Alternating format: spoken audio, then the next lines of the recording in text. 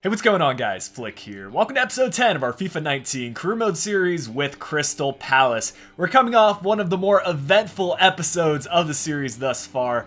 An incredible derby match against Brighton, which ended as a 3-3 draw. We were down 3-0 at halftime. We somehow turned it around, partly due to our change in formation to the 4-4-1-1.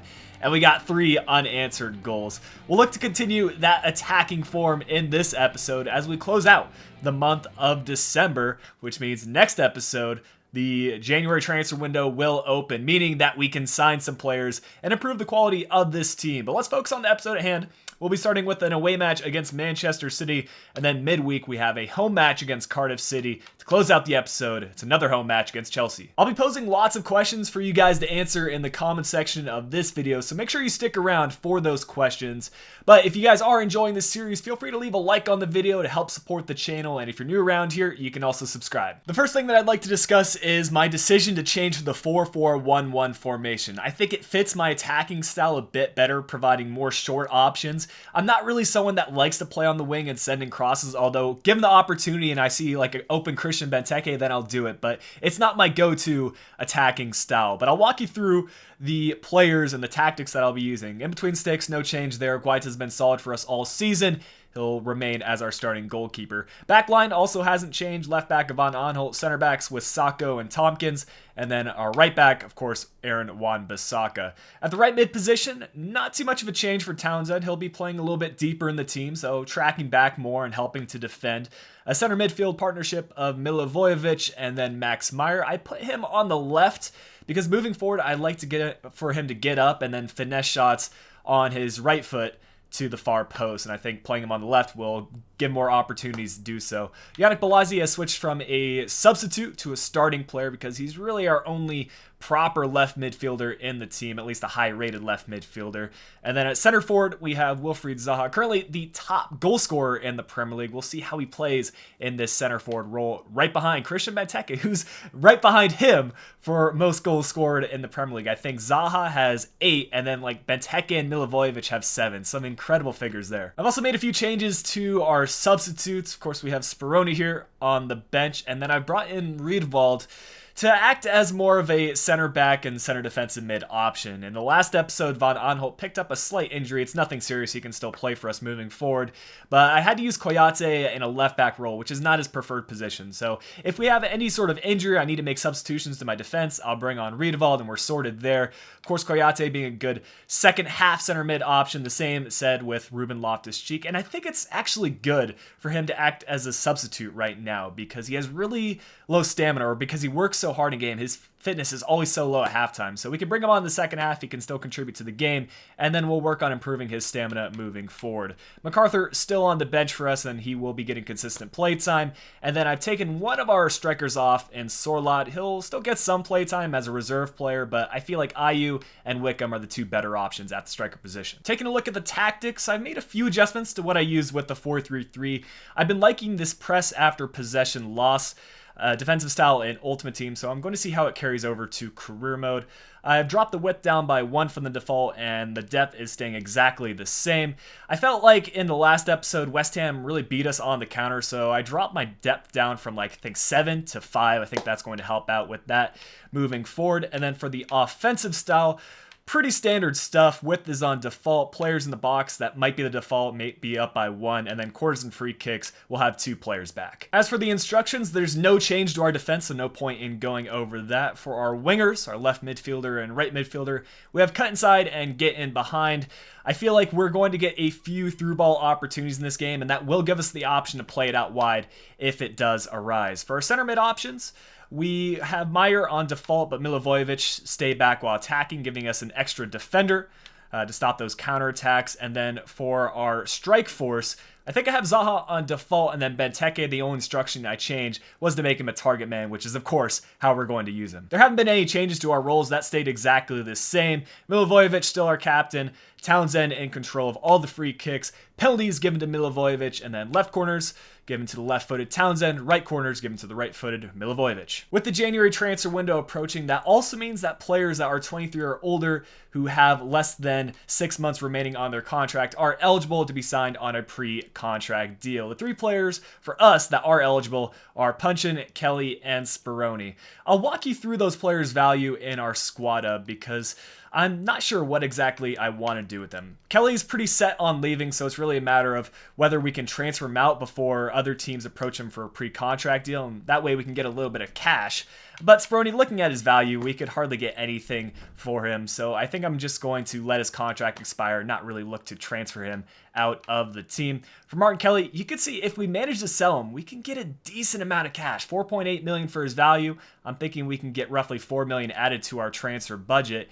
And then the final player that is on the eligible pre-contract list is Jason Punchin. He's also up there in age and his value is not the best, so I'll probably stick him on the transfer list and hope that clubs approach him. But with that out of the way, it's time for us to play our first match of the episode against Manchester City. We've been dropping in the table as of late, picking up a lot of draws and unfortunately not a lot of wins, but we're not out of it at all. If we can string together a couple of victories, we'll move right back up in the table, and I think finishing top 4 is a decent shout. We just need to find our form, and it can start right here against Manchester City. Having just showed off our new 4-4-1-1 formation, I don't think I need to talk about our starting 11 too much. There haven't been any changes to it. I think this is a very interesting statistic. In the last episode, we have a stat show that we were the best offensive team in the Premier League. Little did I know that we're also the worst defensive team in the Premier League. I'm hoping this change of formation will help with that, and we can start stringing together a couple of victories. It's a stacked starting 11 for Man City. They've added a couple of ex-Barca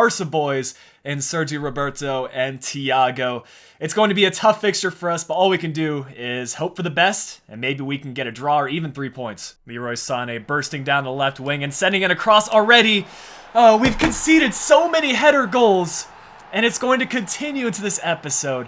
I'm really trying my best to read over your comments and learn, but I feel like in that case, there's not much I could do. Gabriel Jesus cut right by Sacco, and he went with a slide tackle instead of using his head.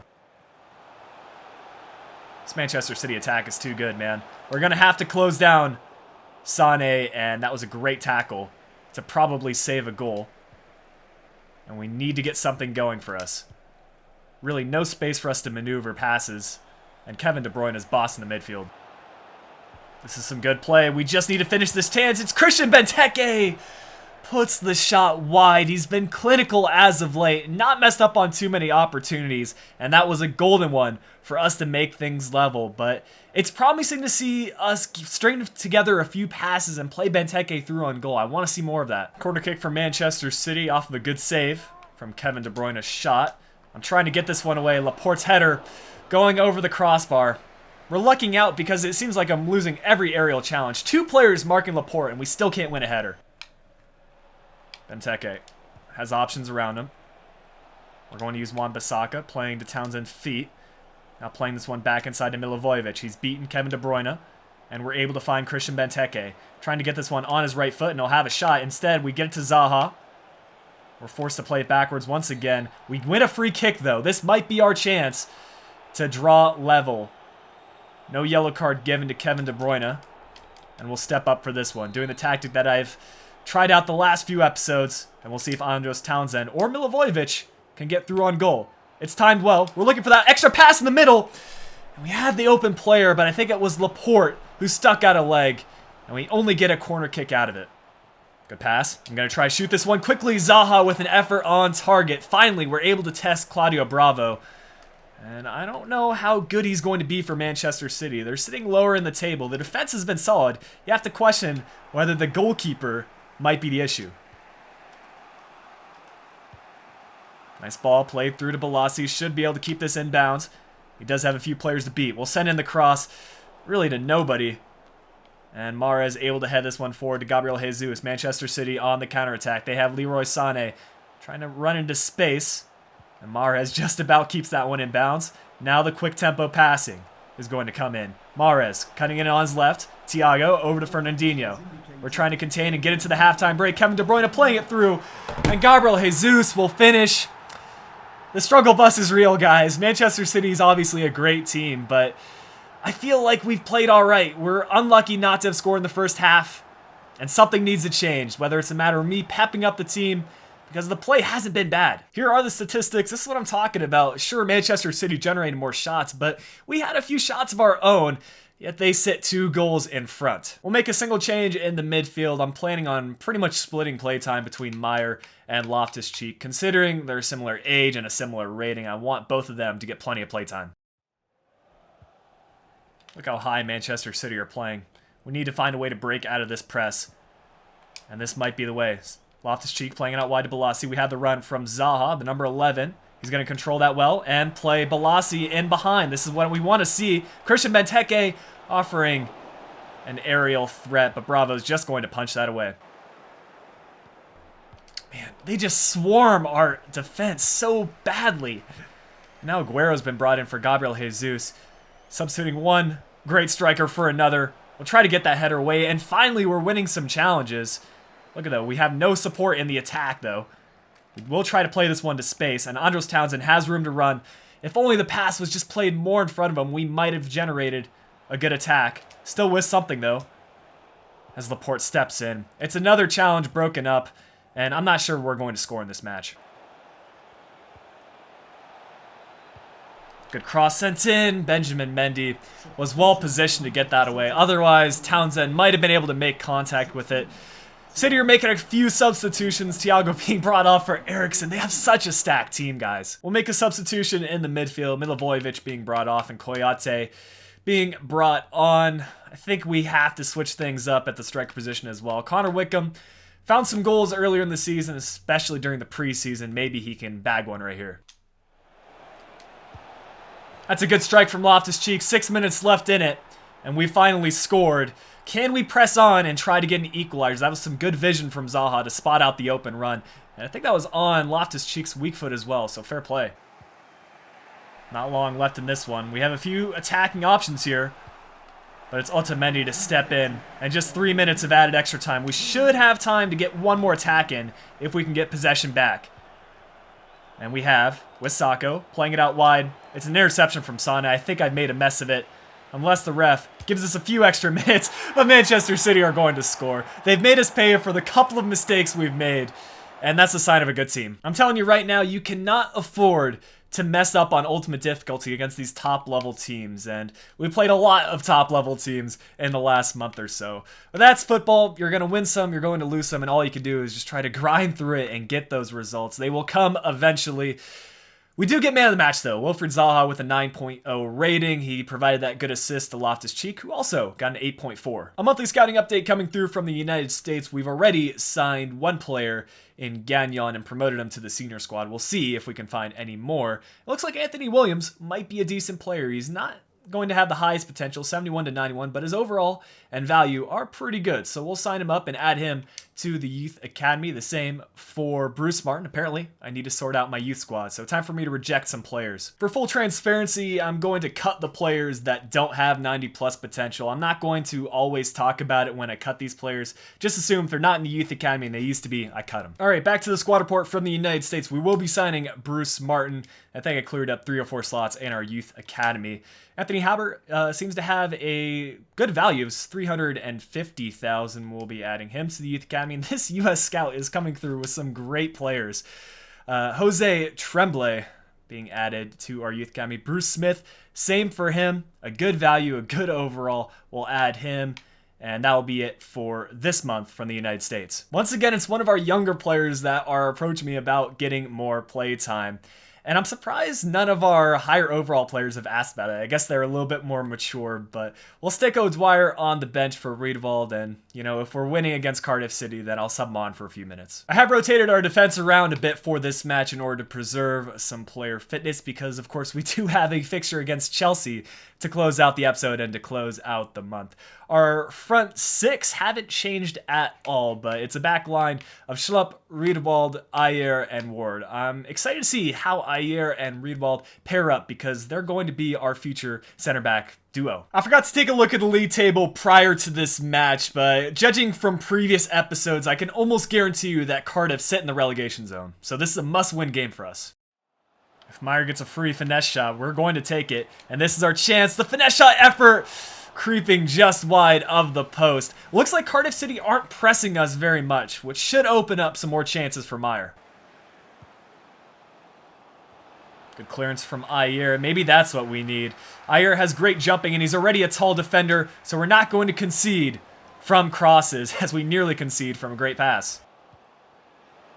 Townsend on his left foot is going to have a long-range effort. And maybe I just need to be more ambitious with my shot attempts. I sometimes try to be too fancy with it, trying to pass into the back of the net. Whereas if you can get a long shot effort and that's parried away, you can get a lucky rebound goal. You can have it go out for a corner kick and just send it into the mixer. I need to do that more often. And speaking of which, I talked about getting Myers some more of those dragbacks and attempting more of those finesse shots. He's going to score one right here, and that is a much-needed goal. If we're going to pick up 3 points, it'll probably be against a team in the lower half of the table. That's pretty much the definition of Cardiff City, and they haven't looked very good so far. Benteke, 1 player left to beat. He gets pushed to the ground, no foul given, and considering it's Christian Benteke, I don't blame the ref. He doesn't go down easily. But it looks like we're going to keep hold of possession. Open player here on the left. This is Yannick Bolasie. Can he pull off some skill moves? A nice cut inside. The defender read it, though.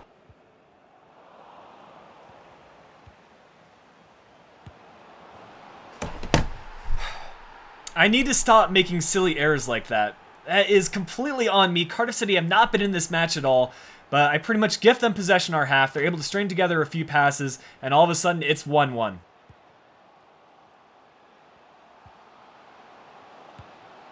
It's a great effort from Max Meyer. You know, if any player is going to step up, it's probably him. Ever since we started working on his finishing, he has been spectacular as a box-to-box center midfield player. Sure, his finesse shots are good, but this is a complete power shot. There's no way the keeper's going to get to that. That's well placed, had a lot of power behind it, and it's a great goal. Why does this keep happening? This was a deflection. And Guaita is unable to make the save. It's almost as the computer knows, hey, they just scored a goal? You know, let's make things level once again. We'll see who this deflection came off of, and it was off of Riedewald's left leg. I don't blame Guaita for letting that in, because deflections are a pain. We'll go into the break level despite having the better of the statistics in terms of the shots on target and possession, but I also will be making one change here at the break. Just looking at what players we have available, I think our wingers will need to be subbed pretty early on. And the first substitution will be Bolasie. I want to bring on a right-footed player on that left-hand side. And I think Jordan Ayew is our go-to person for this. I'm asking Townsend to make this run. I think Zaha might have just found him, cutting him with a good deflection, though. Got just enough of it. But it looks like we're able to string together a few passes here. Benteke. Over to Zaha, cutting it back inside. Has support now. This is Milivojevic joining the attack from the center midfield position. We're playing Benteke through on goal. Might be able to have an effort here. Dragging this one back inside. I wanted that to go to Townsend. It eventually fell to Zaha, and we'll take the goal. Not exactly what I planned out, but a goal's a goal, and we needed it. Max Meyer's making a run. And if I would have found him and played him into space, he might have been through. Unfortunately, the game didn't register the right pass, but Meyer's able to get a touch here. And Benteke, now playing this one over to Zaha. We're able to find Andros Townsend on the right flank. He's looking for options. Has Zaha once again. We might be able to line up a finesse shot. We timed that moderately well. And Jordan Ayew wins a big header. A few chances go our way. And finally, we're starting to get some lucky breaks. Max Meyer getting his hat trick. Just 60 minutes or so into the match. 55 minutes, even less.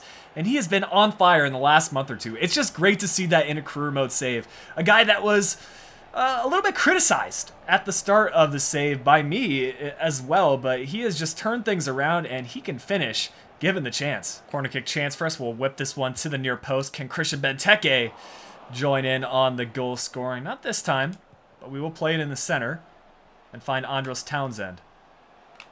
Maybe if we can line up a finesse shot with him, we can score a goal. That one's skimming just over the crossbar. We timed the finesse shot perfectly. And we'll take a look at how close this actually was. That was heading for the upper left. It was maybe another foot or two down. It would have been in. Since we have a 2-goal cushion, I'll look to make a few substitutions, bearing in mind that we have a match in just a few days. Townsend being brought off, we'll bring on a left-footed player for him. and that will come in the form of Lumeka. And then I'm going to take Zaha up because he's our key player in this side. We'll bring Loftus-Cheek in at the center forward position. Not exactly where he would usually play, but I'm sure he can play just fine there. Having made those substitutions, I just clocked that I didn't include O'Dwyer or whoever asked for playtime before the match. I feel slightly bad because we have the lead right now, but at the end of the day, he's probably not going to factor into our future first team plans. It's a nice tackle from Riedewald, and look at him. He's joined the attack as well, pulling off some skill moves and creating some space. We actually find Ayew on the through ball. He'll cut this one inside. Maybe we can get a finesse shot on his right foot. Being closed down by a few Cardiff players, asking Milivojevic to help him out. We'll eventually find Christian Benteke. Nice fake shot to create space. His finishing has been a bit off in this episode. He's had a few open looks, and he does well to hold off the defender there and create the space, but the finishing has been woeful. We just about hang on to win this one, and it took an individual performance from Max Meyer, contributing a hat trick, but to be fair, the rest of the team played extremely well to even set Meyer up with those chances. Of course, Meyer does get man of the match, a perfect 10.0 rating. We just received news that Anthony Williams would like to be called up to the senior squad. If I remember correctly, we just signed him up in the most recent scouting update, but he had a pretty good value, so I think I'll be promoting him to the senior squad, which also frees up some space for us to sign more Youth Academy players. Here's a look at Anthony Williams' information. He has a 56 overall, 71 to 91 potential, value of 160,000, and on second thought, I'm actually going to release him because his overall is too low for me to justify promoting him when there's other talents in this squad that are more suited to this team. So unfortunately, we'll have to say goodbye to Anthony Williams. He should have waited. Despite winning our last match, we haven't really moved up in the league table, but we are closing the gap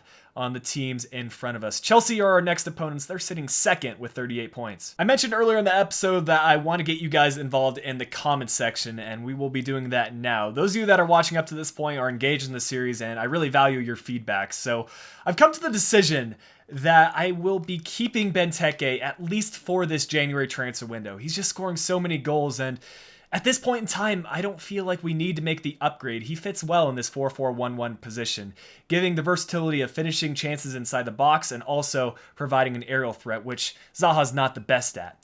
So I think our best move with the 20 million or so that we have with our transfer budget is that we'll look to sign a top quality left midfielder, which is what we wanted to do originally. But this way we'll keep Benteke. Balazi will probably fit in back into the substitutes and reserves, and then we'll slot in a left midfielder at this starting role. So the question I have for you guys is, what players do you think I should add to our short list and potentially sign to this career mode? Leave your left midfield position suggestions in the comment section. I'll look over them and add those players to the short list. Obviously, stamina is going to be an issue for this match, but I couldn't not start Max Meyer coming off of a hat trick. He has the lowest fitness in this team, but we have plenty of center mid options available on the substitutes and reserves, including Milivojevic, Koyate, and Loftus-Cheek. We're also going to see MacArthur debut in this match. He'll be wearing the captain's armband. This Chelsea team isn't as menacing as I thought they would be. They've placed a pretty heavy emphasis on their youth in the starting 11, and if we can get through that midfield, I'm confident that we can get a good result here. Wickham's asking for it, and Aspie stepped in at the last moment to make the interception. Some signs of life, though, from our attack, and coming off of a 4-goal romping of Cardiff City. I think we're justified in being confident. We just need to find the right passes. Wickham beating Empadu. The finesse shot effort. That's a goal. Let's go. We might just have found our form. And if we can get a few more past this Chelsea team, I'll feel a lot more comfortable, because I'm not feeling certain that we're going to hold a clean sheet. Chelsea have just too strong of an attack, and I know they're going to score goals.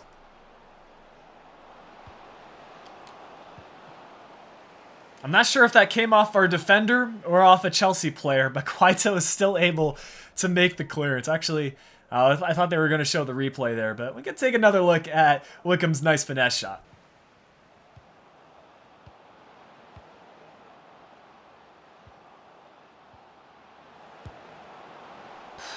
That was quite the strike from Conte.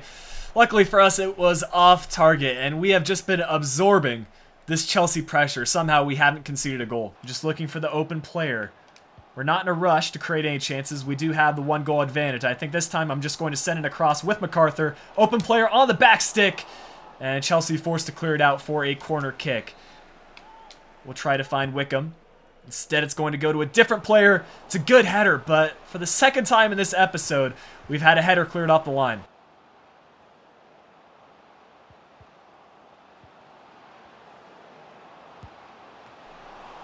Another big save by Guaita. I swear, he doesn't have the best handling. He parries away a lot of shots, but you know what? All that means is we're going to concede a lot of corner kicks, and as long as we can prevent those and stop those from going in, we'll be just fine. Despite a lot of Chelsea shots, we've hung on to the lead, and we're also holding on to a lot of the possession. I think I'm going to try a similar game plan in the second half. Force the Chelsea team to push up and bring their defenders forward. And then when I see the right opportunity, I'm going to go on the counterattack, look for that second goal. Just the one change at the break. Max Meyer is pretty exhausted, and we'll bring on Koyate here in the second half, just to rotate around our center midfields because they are going to be doing the most running, and I want to make sure they have good stamina. That is a great tackle by Wan-Bissaka, and I just want him to get this one away. I'm not taking any chances, and it was actually a really good clearance because we're able to hold on to possession. Zaha playing out wide. We'll try the through ball. We might have a chance here. Zaha on his left foot was never going to be the best effort, but I expected a bit more.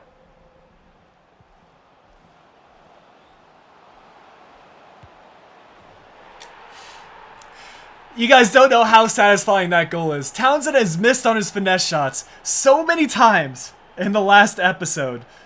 But this time, in a match where it matters, where we needed the second goal, he's going to bury his chance. And we have a 2-goal lead against a second-place Chelsea team at a time when we need to pick up these victories. That's a great effort and a beautiful bit of redemption. And now Chelsea are pouring forward players. It's time for us to tack on a few more. We just need to find the right passes.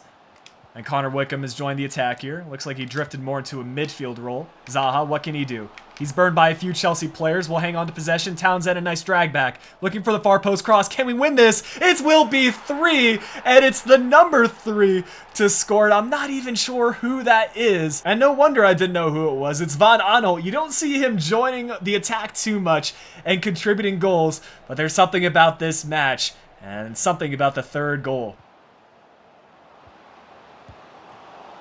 Another save by Guaita.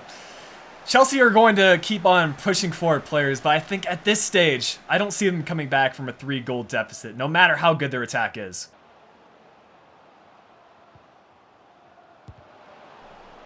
Really unlucky to concede there. I think that's Eden Hazard to tuck that ball just under Guaita, who even made some contact with it. I'm not sure why Chelsea aren't picking up the ball here. They're down by 2 goals. They need as much time as they can possibly get. We'll make a few changes here to close out the match. Zaha will rest up, and we'll bring on Ayew at the center forward position. And I actually liked how Lumeka played in our previous fixtures, so I'll swap him and Townsend.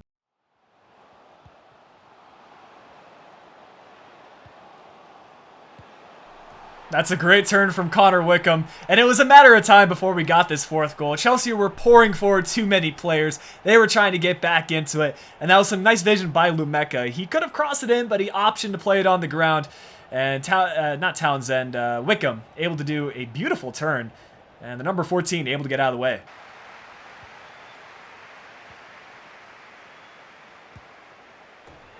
That's going to be 5. Our finishing has just been on point in this episode, and I think it's just a matter of being patient with our passes. I saw the space opening up for Ayew. I just waited until the right moment to play the through ball, and we were confident there to go with the finesse shot, even though it's on Ayew's weaker foot. I've said it before that in order to beat these top teams on Ultimate Difficulty, you pretty much need to play a perfect game. Well, I think today we played about as perfect as you can get. We didn't really even have that many shots on target. We were just so clinical with our chances.